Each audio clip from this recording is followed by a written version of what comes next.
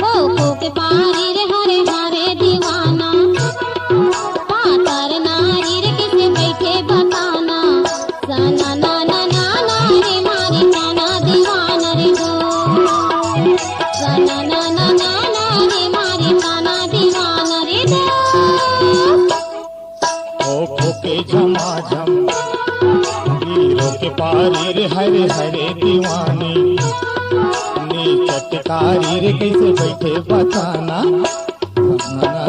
ना रे मारे तना दीवान रे दो ना रे मारे तना दीवान रे दो।